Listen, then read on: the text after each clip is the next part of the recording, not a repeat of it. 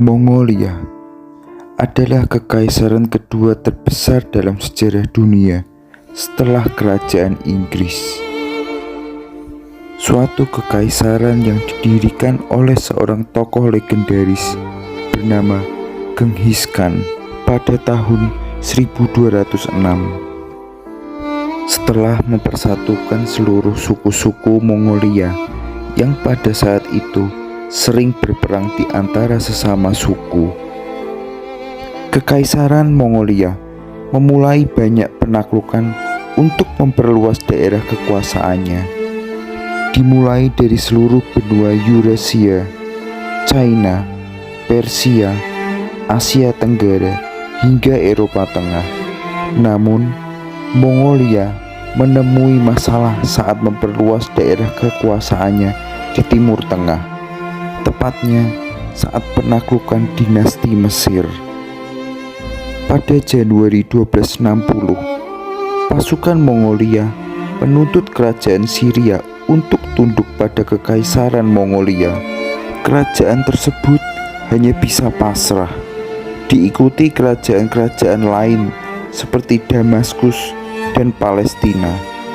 Seluruh kota-kota Timur Tengah berhasil direbut Mongolia, sehingga menimbulkan seluruh dunia Islam ketakutan.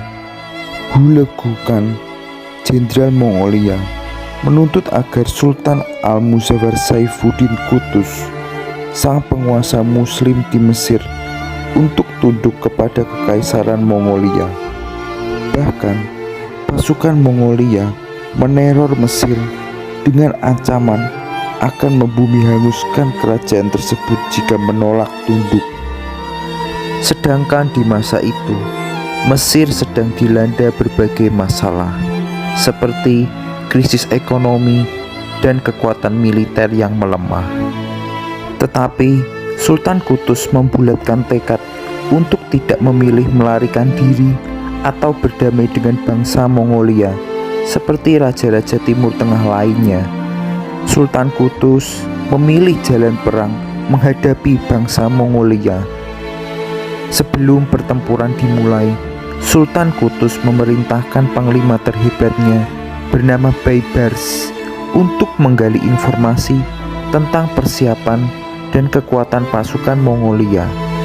Kemudian, setelah melakukan pengintaian, Baibars memberitahu Sultan Qutuz bahwa jenderal Mongol Hulagu Khan telah pergi kembali ke Mongol dan hanya tersisa sekitar 10.000 hingga 20.000 pasukan Mongol yang dipersiapkan untuk menyerang Mesir di bawah pimpinan Kibutka Noyan.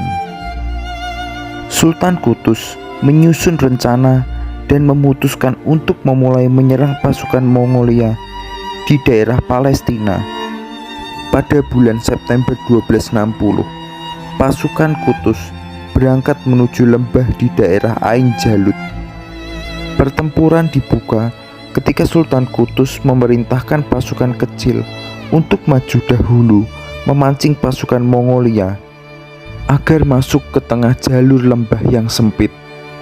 Dengan baju sirah lengkap, bersenjatakan pedang Damaskus dan kuda yang tangguh, pasukan Sultan Qutuz bagaikan hantu yang bersiap menerkam.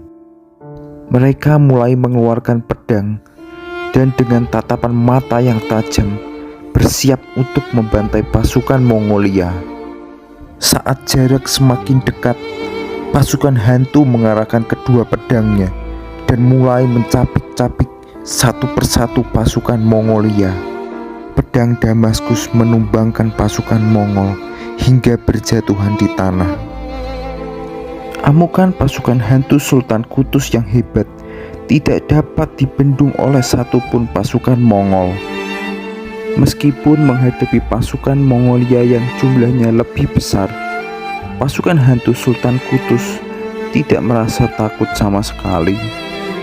Panglima Baibars memberikan aba-aba kepada pasukan pedang dan tombak untuk menyerbu pasukan Mongolia yang tersisa. Akhirnya, pasukan Mongolia berhasil dikalahkan dan sisa pasukan Mongolia lainnya berlarian melarikan diri. pemimpin pasukan Mongol, Kibutka Noyan, berhasil ditangkap dan dieksekusi mati.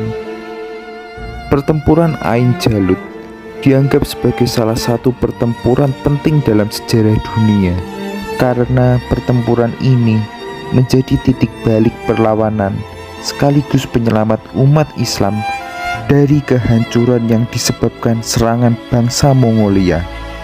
Kekalahan bangsa Mongolia secara telak untuk pertama kalinya membuat mereka tidak mampu membalasnya di kemudian hari seperti yang biasa mereka lakukan.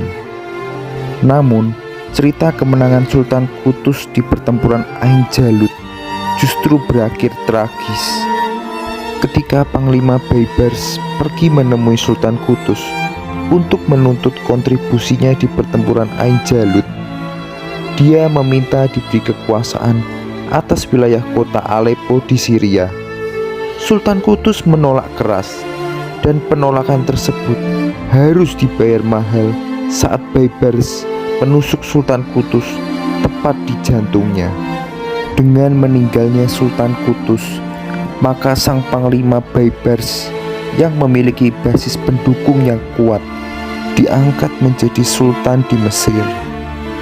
Demikianlah sekilas cerita hari ini. Terima kasih kawan-kawan yang sudah menonton videoku. Semoga cerita hari ini bisa menginspirasi dan memperkaya khazanah pengetahuan kawan-kawanku semua. Sampai bertemu di cerita berikutnya.